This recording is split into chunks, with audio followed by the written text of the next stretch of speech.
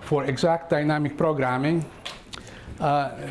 This is a subject relating to the implementation of the various algorithms, such as value iteration and policy iteration. There's a lot of interest these days on asynchronous algorithms, not only within the context of dynamic programming, but in the context of other optimization algorithms, convex optimization, and so on. Now, what do we mean by an asynchronous algorithm? To give you an example, in value iteration, what we have is some kth iterate function, cost function, and then we go at state 1 and calculate a new function. Then at state 2 and so on, and we do it simultaneously for all states. So we produce a vector jk plus 1 by updating its components simultaneously, given all the components of jk. An asynchronous algorithm is one that picks some component, let's say component 5, and does a value iteration on that. And then at another iteration, it picks component 10. At another iteration, it picks component 3, 7, and 15, and does a value iteration on that. Not only that, the values that we use to make these iterations may not be up to date, because they may be outdated, because these iterations may be done at different processors, at different computers, and these computers may be having out-of-date information about the computations of other computers. The computers may be out of sync. Okay. Also, in the context of, so we have a distributed computations setting involving many computers that exchange information, but the information is out of date and they may not be synchronized in their iterations. We also have a simulation context whereby the components on which we do value iteration may depend on a simulation trajectory. We let the system run, we encounter state 5, we do a value iteration on that. Then we move and encounter state 7, we do a value iteration on that. So the sequence of components that we update is determined randomly by a simulation trajectory. And that context is very common in approximate dynamic programming, where we often use simulation. Very often, the algorithms in approximate dynamic programming are asynchronous because, okay, we can't do them for all at the same time. We have to do them for some states, but not for others, and that's the way the setting is. Okay, so the bottom line is that value iteration and policy iteration, surprisingly, work no matter how chaotically you implement them.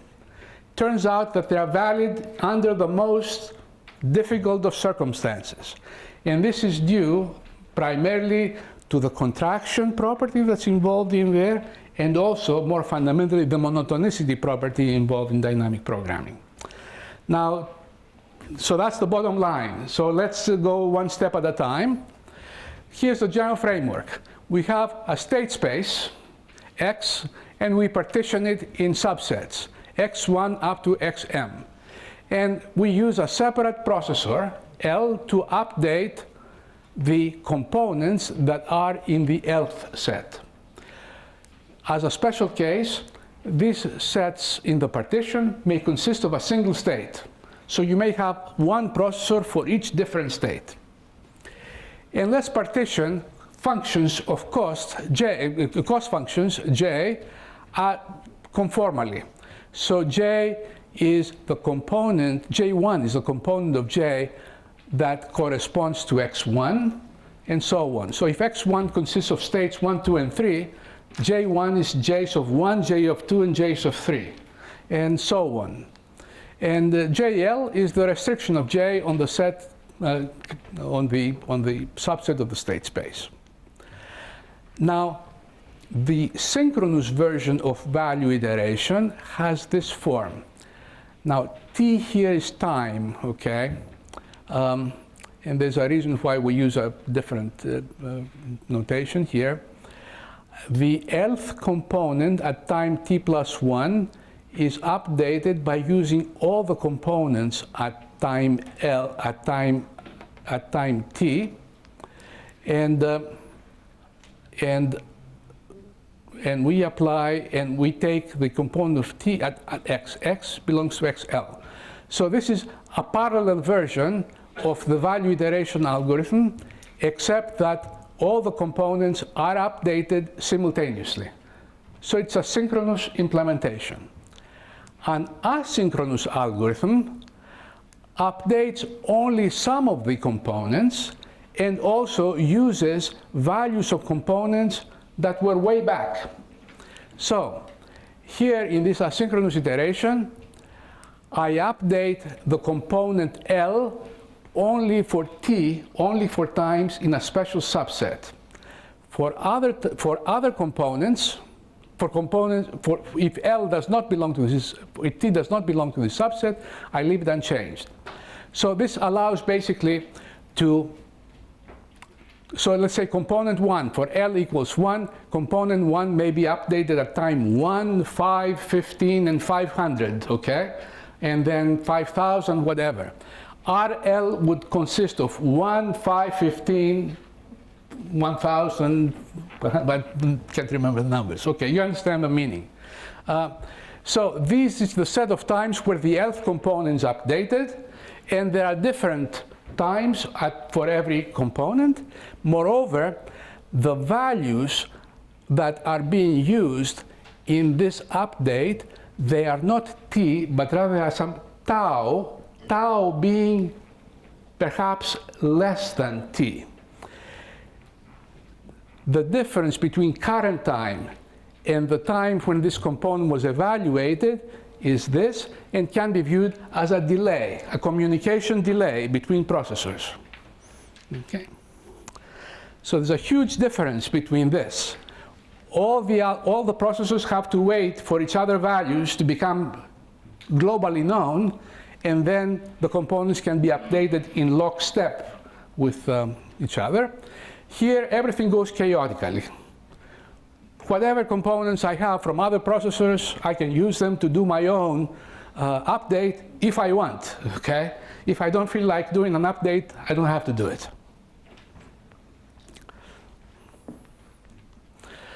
Okay, now a special case of this, an important special case, is when you update one component at a time.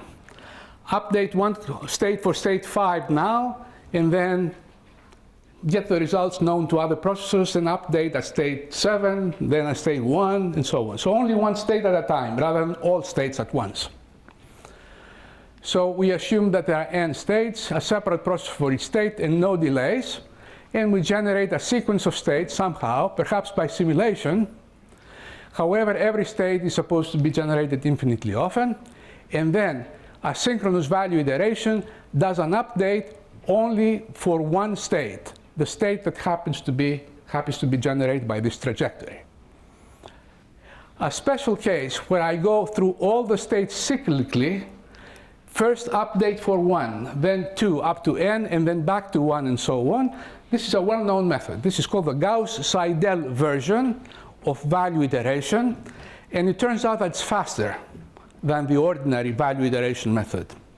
Okay? Gauss-Seidel.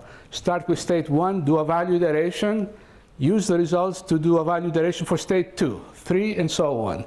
That's different than doing a value iteration for all states simultaneously.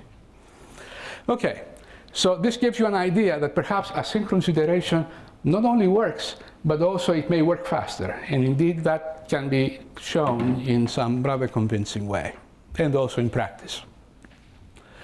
Okay. Now, when you have an algorithm that's so wild like this, does it work? Why should it work? It turns out that it does work, and there is a theorem that dates back now to, I don't know, maybe 30 years, which gives you a pretty good idea what makes such algorithms work.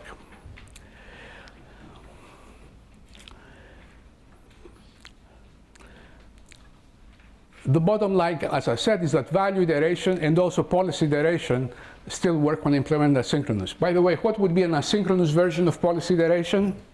In policy iteration, we don't have just updates of cost, but we have updates of policies as well. So, example, processor 1 that controls state 1 updates its policy, okay? Just its policy. Then processor 2 updates at state 2 its cost. Then another processor updates either policy or cost, or groups of processors update their policies or cost. Totally asynchronous updates of the policies, the local policies and the local costs, and again, communication to other processors with delays. Now, you need a little bit of a modification in the ordinary version of policy iteration for this to work fully, but basically it does work. Now, what I'm going to do is give you a theorem that allows you to analyze iterations that are asynchronous. First of all, you need a certain assumption. You need an assumption that every processor updates infinitely often. Okay? If a processor stops updating, then you can never hope for the algorithm to work. The second is that the communication delays do not stay finite.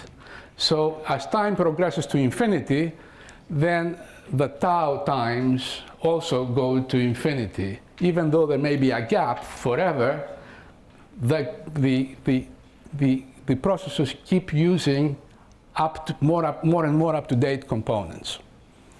So that's the basic assumption. And here's the theorem.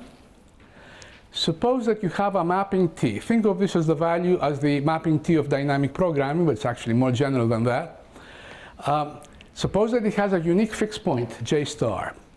And suppose that you can find a sequence of sets of functions, S of 0, S of 1, S2, and so on, that are nested, they are shrinking, and they have two properties.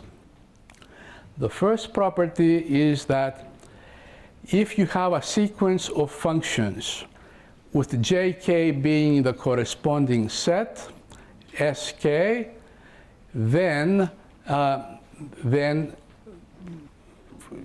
such a sequence converges pointwise to J star.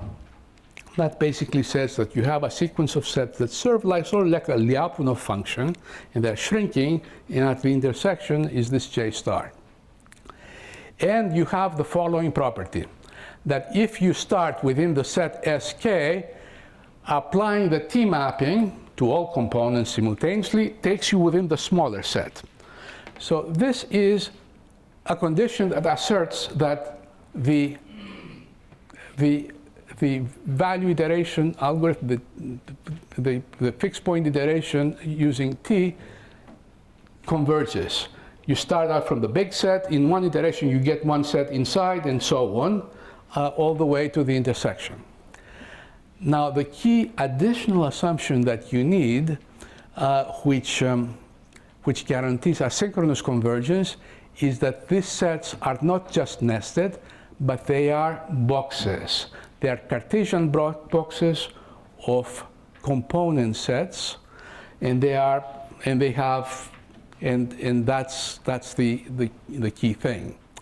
If you have these two assumptions, then the conclusion is that for every J function, every starting function that's within S0, the sequence generated by the asynchronous algorithm converges to J star. Okay, perhaps this is a little bit too long, but let me illustrate by means of a figure. There are two assumptions here, okay?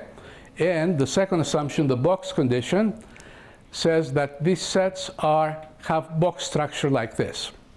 So, S0 is this outside box. S1 is another box within it. S2 is another box within that, and these boxes are nested within each other and have as intersection J star.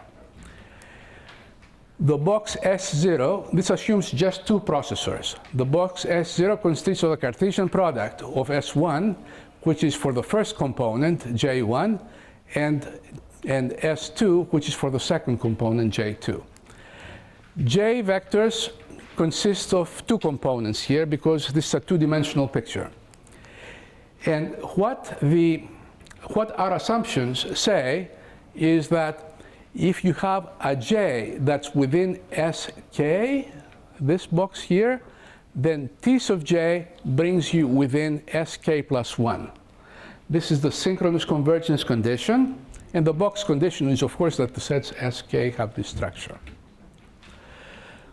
So these are the assumptions. You have a sequence of sets of this type. That's all that you need. And the convergence mechanism is that you can do iterations on any one component, but you get independent improvement of other components. So let me illustrate this by starting at this vector J. Suppose that processor 1 does an iteration.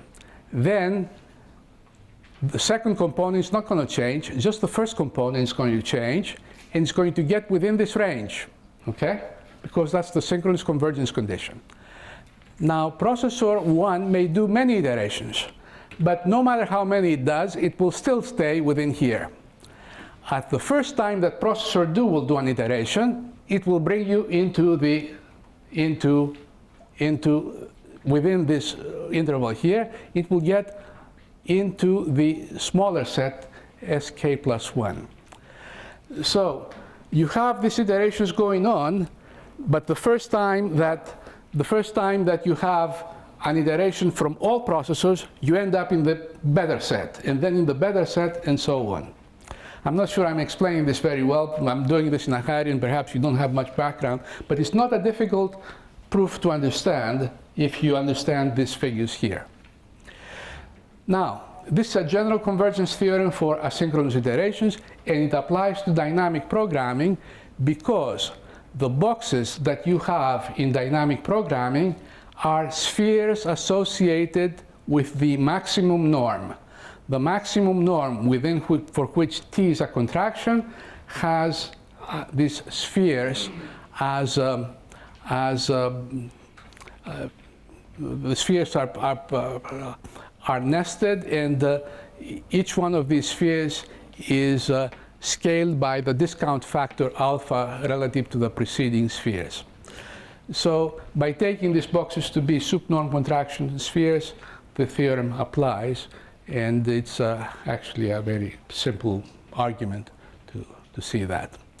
The argument for asynchronous convergence of policy iteration is a little bit more complicated, but it's still based on similar ideas. Okay, I'm going to stop here, and I can take your questions.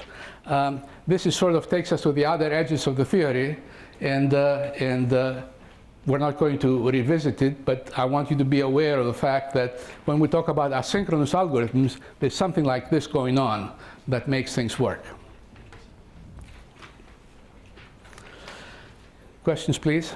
The first condition for this convergence in theory, the first condition, it means the box will go to, as the key goes to infinity, and the box will converge into the J star. It's true?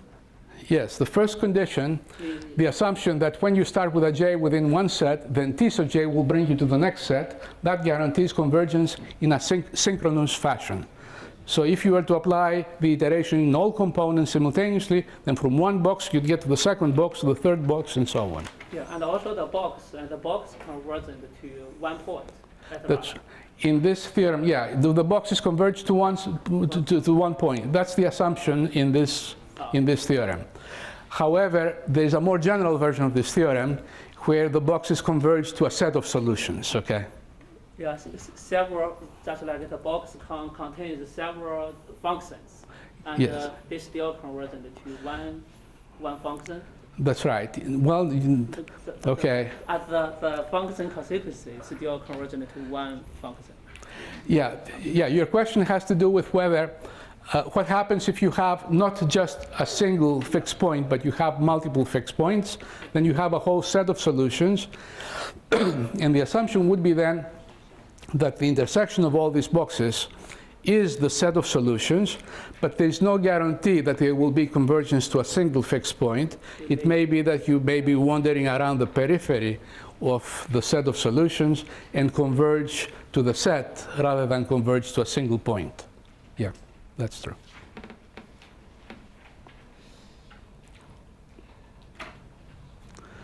Any other questions? Yes. Problem that's mean that we must construct SK to solve for the optimal J-star. I mean, in the real problem, if we want to solve or approximate the J-star, whether we have to construct this SK to approximate for the optimal value function. Okay, the question is what happens if you have approximations? Yeah. And instead of considering exact value iteration, consider approximate value iteration, or even worse, a randomized kind of algorithm involving samples, in which case the T mapping contains uncertainty, contains stochastic element. Okay, this view of convergence has to be modified in that case. Mm-hmm. The classical proof of convergence of Q-learning I'm sorry. The classical view of convergence of Q-learning involves an argument like that, but more sophisticated to take into account the presence of uncertainty. So, to give you an idea,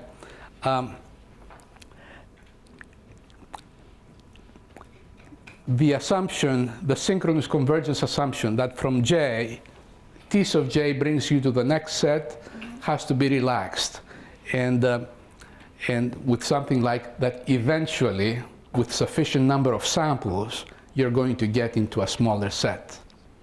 However, it may be that just a single iteration will not bring you to the set. But with many iterations over time, you will get to the set. So the SK is based on sampling. The box is based on sampling. The box, okay, so is the box random? No, the box is not random, but the algorithm involves random elements. So it may be wandering around, but you can prove, in the case of Q-learning, that with probability 1, it will get into the next box. And then with probability 1, it will get to the second box, and so on. So there is a more complex version of this argument that involves an algorithm, a stochastic iterative algorithm. That's what I'm saying. The boxes were going to stay the same. They're going to be sup norm spheres around the optimal solution. Okay. This is actually, the paper that proves convergence of Q-learning is actually very, very sophisticated, and it's hard for me to explain the various nuances. But at the heart of the proof, it's this kind of picture that underlines that. Yes? From the point of the contraction operator, the box becomes smaller, and smaller this view is obvious.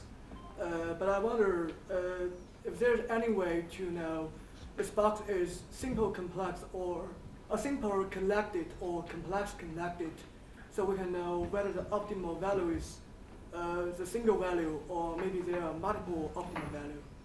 So is there any ways to solve, to prove that this box is simple connected or complex connected? Okay, yeah, that's a good question. How do we know that the intersection of these boxes is a single point, the set of solutions is a single point? Well, in some cases, we know that it's a single point. For example, if the mapping T is a contraction mapping, it's a sup norm contraction, then it has a unique fixed point, and these balls converge to the unique fixed point. If the mapping T is just monotone, it may happen that you have multiple fixed points, and then you need to be more careful. It's also possible to have okay, in the case of monotone mappings, you may be able to, you don't have a contraction, but you may be able to show by other means that's a unique fixed point. That happens in some dynamic programming models.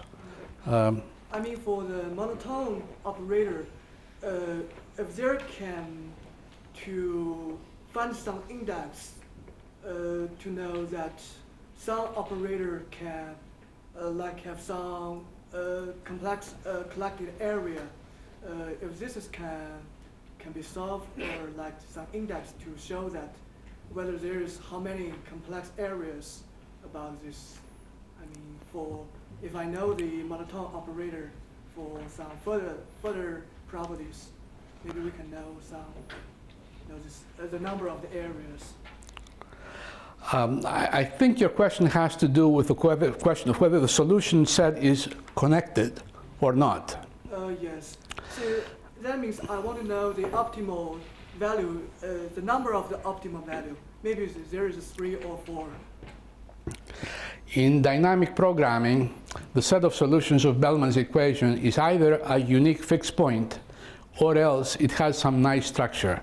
In other words, it is the set of, it can be characterized as the set of all functions that lie above a certain floor function, something like this. You don't really, seldom do you have, or at least I don't know of cases where you have isolated solutions at,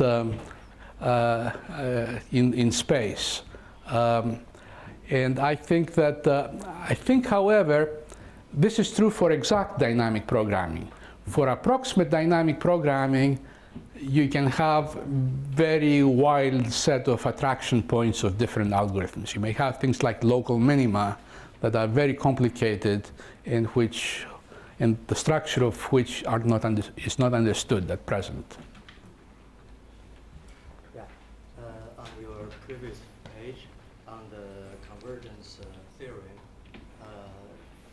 the assumption, one of the assumptions, I think this RL goes to infinity, meaning we are keep updating, goes to infinity. But the second one, so when t goes to infinity and this tau also goes to infinity, that means every state or every region has to be updated, meaning not terminate in a finite number of iterations.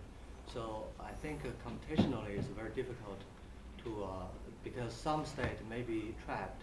I mean, the value may be trapped in some subset of the state, meaning if I have a wrong evaluation in a finite number of iterations. And then some states will never be visited again.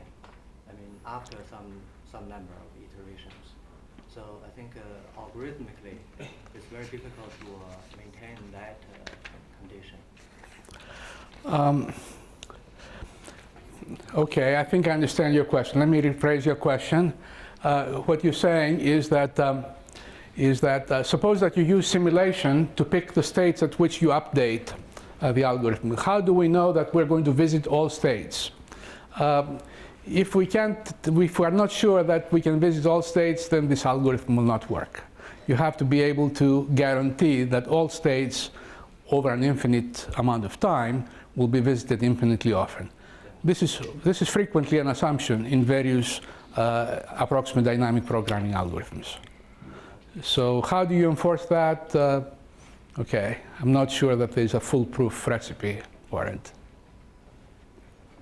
Yes? The structure of the problem is special, I think. So any real application of this algorithm, I wonder what's the real application of this algorithm, or why do you do research on this algorithm? How do you get the structure of the problem? Okay, so what is the practical significance of all this? The practical significance is that just about everything in dynamic programming revolves around value iteration and policy iteration. Even though my viewpoint here is a little abstract and mathematical, that doesn't mean that the algorithms do not apply to practical problems. There's a vast array of problems for which these algorithms are used. And in many of these problems, you want to use parallel computation. Or they are simulation driven. And I mentioned Q-learning earlier, which is definitely a practical algorithm. So that's the reason. We want to look at practical algorithms that have very wide applicability, but we want to do them from a theoretical point of view in the most economical way. At least that's my style. I'd like to do them in a unified way, so I don't have to prove many theorems about many different problems. I'd like to prove just a few theorems that cover many problems. Okay? But it's a legitimate question. You know, why do we have to go to this kind of abstraction? Or what's the meaning of all this? Do I have to go through all this? This seems very difficult, very it's a legitimate question to ask. Any other questions?